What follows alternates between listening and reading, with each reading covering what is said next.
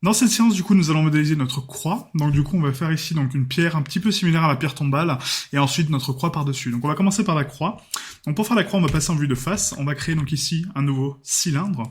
Et ce cylindre-là, donc actuellement, donc il est orienté sur Z. Donc, on va le tourner sur l'axe X à 90 degrés pour le mettre face à nous. Et là, on va le scale donc à 0.1.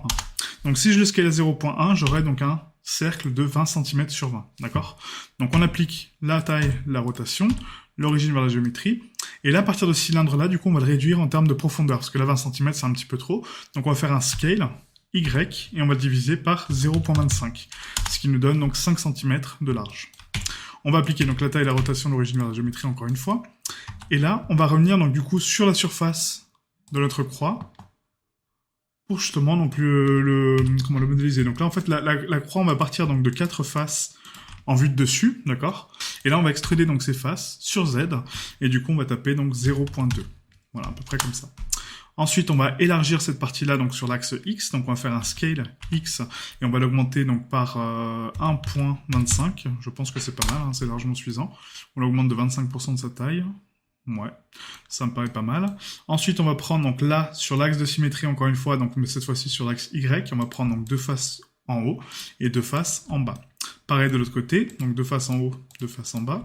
Et là, on va faire une extrusion, scale, X, et là, on tape 0.2 en négatif. Sauf que là, il veut pas, donc du coup, on va le tracer nous-mêmes. Donc, on va élargir un petit peu l'angle comme ça. Et je pense que si je tape 1.2... Non, il veut pas. Donc là, on va mettre... Non, bah, on va faire la main. On va faire la main en vue de face, hein, à peu près comme ça. Donc là, je vais les scale un peu plus. Voilà, là, ça me paraît pas mal. Parfait. Maintenant, on va les scale sur Z. Donc, on va les augmenter, pareil, donc de 1.25 de leur taille. Et là, on a la structure de la croix qui commence à apparaître. Parfait. Maintenant, pour la base, donc on va ici prendre donc les 4 faces, encore une fois, du dessous. On va passer en vue de face. On va extruder sur Z. Et là, on va taper donc 1 mètre vers le bas. Maintenant, je vais aplatir cette zone-là. Donc, on va faire un scale Z0. Je vais afficher mes touches, hein, excusez-moi, du coup, à chaque fois, elles se désactivent. Et j'y pense pas à chaque fois. Ensuite, on va faire un scale Shift Z pour bloquer l'axe Z. Et là, on va augmenter donc la taille de la croix à peu près comme ça. Voilà, donc là, on va donner une valeur un peu aléatoire. Voilà, donc là, c'est pas mal. Ouais, là, c'est pas mal. Maintenant, j'ai envie de structurer un petit peu cette forme-là. Donc là, on va rajouter donc une loupe ici, d'accord, donc sur la base. Et là, je vais faire un CTRL-B, du coup, pour créer donc une boucle de bevel. Et du coup, on va l'augmenter comme ça. Sauf que avant ça, il faut donc la tronquer un petit peu vers l'intérieur, d'accord, pour donc, du coup, lui redonner un petit peu une forme homogène, comme ceci. Voilà. Et là, on fait un CTRL-B. Et du coup, on adoucit un petit peu cet angle. Donc là, je vais le diviser par 4. C'est largement suffisant. Comme ceci. Parfait. Donc taille, échelle, rotation, origine vers géométrie. Et maintenant pour le centre, donc là si on regarde un petit peu le centre de notre mèche, on a ici donc un n-gone et un autre n-gone, d'accord? Parce que du coup ils sont connectés par plusieurs vertex. Donc comment on fait pour corriger les n-gone? Bah, tout simplement on va créer donc un inset, donc i, on rentre à l'intérieur un petit peu, donc on crée notre boucle pour les biseaux, et ensuite on fait extraction, scale, shift y, donc uniquement y, et ensuite on rentre un petit peu à l'intérieur pour les tronquer. Comme ceci. Maintenant qu'on a ça, donc on va faire inset encore une fois. On rentre pour créer donc une deuxième boucle. Et là, je vais supprimer ces faces internes. Et là, on va essayer de dessiner donc un petit motif en croix aussi. Donc là, on passe en sélection d'arêtes. On sélectionne donc les deux arêtes opposées. On fait un F. Pareil sur l'autre côté, F. Ici également. Donc là, hop. F et F. Maintenant, j'ai envie donc de raccorder la géométrie qui est ici sur la droite ici au centre, d'accord, pour créer une double croix. Donc comment je fais? Bah du coup, il faut que je crée de la géométrie supplémentaire. Donc là, on va faire un CTRL R, d'accord, pile au centre de mon mèche, comme ça je sais que c'est parfaitement aligné, puisque du coup on est en symétrie. Et pareil de l'autre côté, CTRL R. Et là, il faut que je crée donc une autre loupe qui va raccorder donc cette face-là en face, et une autre loupe qui va raccorder cette face-là en face.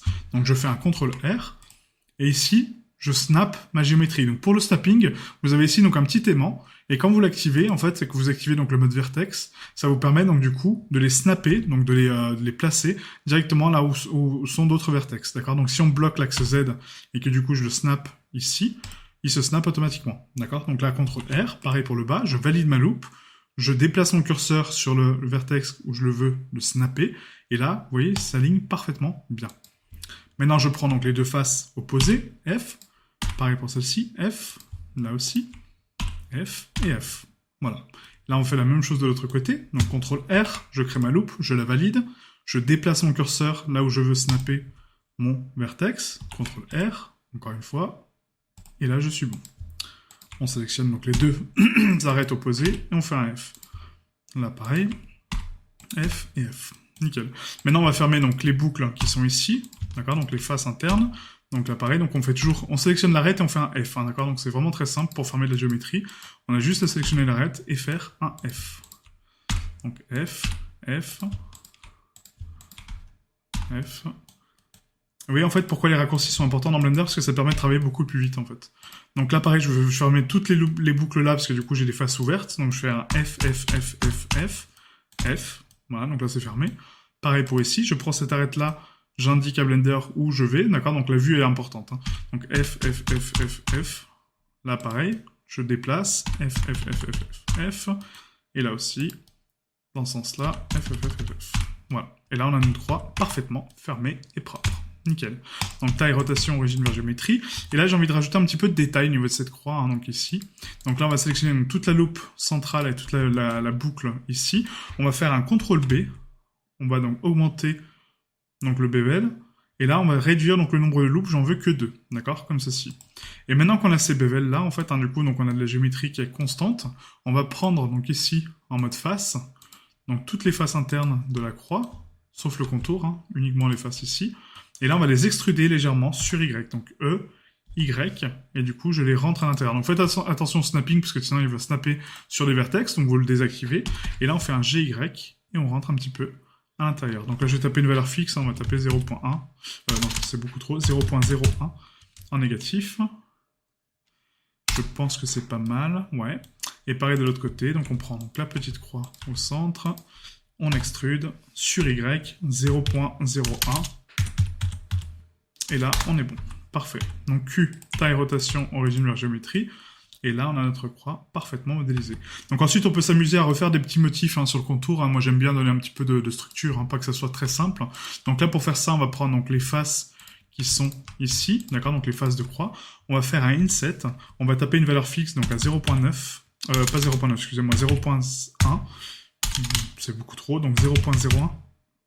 Ouais, c'est un peu trop aussi. On va mettre 0.005. Voilà, comme ceci. Pareil de l'autre côté. Voilà. Donc on sélectionne tout ça. Hop, hop.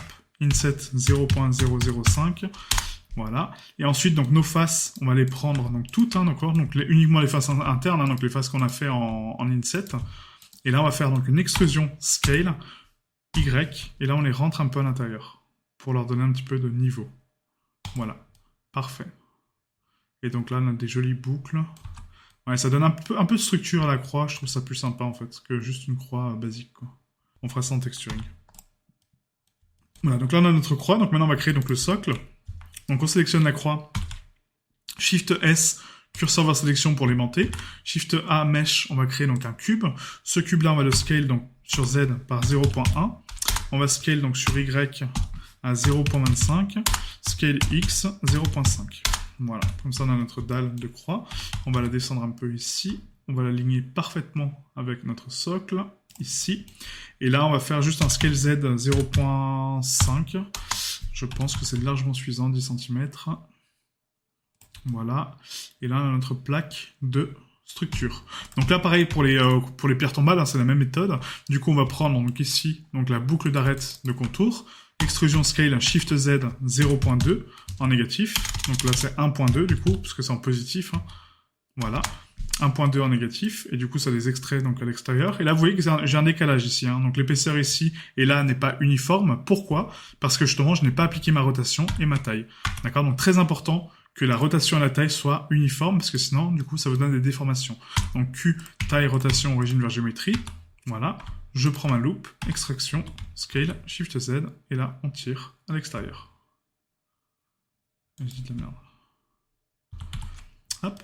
Voilà, maintenant on va prendre donc les faces ici, on va faire une extrusion scale, Shift Z pour donc l'extraire à l'extérieur, comme ceci. Hein. Donc là, on va taper une valeur fixe. Voilà, j'ai juste envie d'avoir donc la même épaisseur ici. Donc là, on va faire un scale Y. On va essayer d'augmenter un petit peu ça. Voilà, comme ça. Là, c'est parfait. Nickel. Donc la même méthode que l'autre fois. Hein. Donc on prend donc les deux faces face à face. on fait un P pour les séparer, on les isole, donc slash pour les isoler, on prend donc les arêtes du haut et du bas, F pour les fermer, F, F, F, et là j'ai mon cube de base. Donc Q, taille, rotation, origine vers géométrie, on applique les biseaux, on active les normales pondérées, on active l'autolissage, et là dans les modificateurs, on va taper donc ici en absolu, et à 0.02, avec 2 segments, comme ceci. Et là on a notre dalle. Pour les pierres, c'est pareil, hein, du coup, donc même méthode, hein, je vous remontre. Donc là, on prend donc les faces face à face, on fait un F, on les ferme, F, F. Maintenant que j'ai ça, je vais couper ici par 2. Là, on va couper par 4. Là, on va couper par 2. Et là, par 4.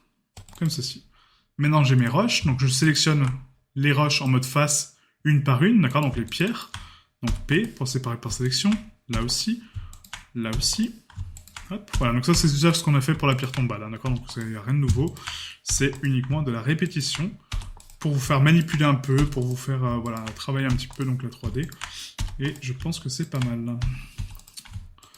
Donc là, hop, voilà, donc P à chaque fois pour séparer par sélection, hein, ça vous le savez maintenant. Voilà.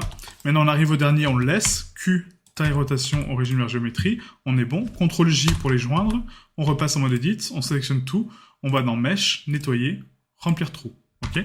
Maintenant, je fais Q, biseau, normal pondéré, autolissage, vous voyez que mes pierres sont séparées.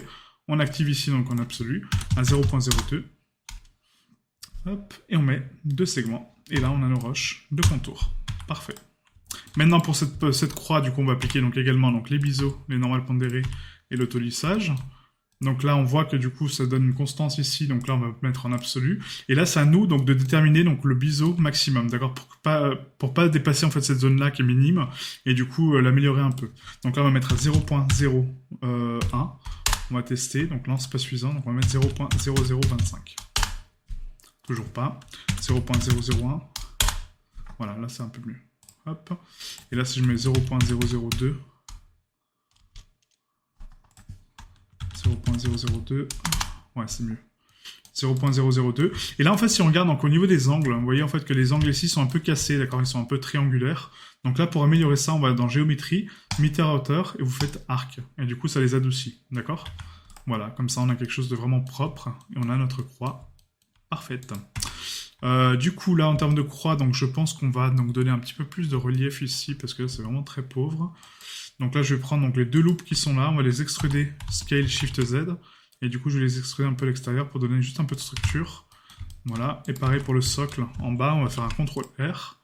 Je vais créer une loop ici, on va prendre donc les faces qui sont face à moi, extrusion, Scale, Shift, Z, et du coup, je vais tirer un socle supplémentaire. Voilà.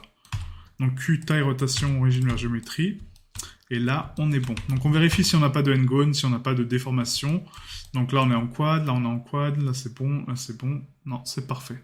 Parfait, parfait. Nickel. Donc dans la prochaine séance, on fera donc le dépliage UV, l'optimisation, donc le nettoyage, etc. Et ensuite, l'export.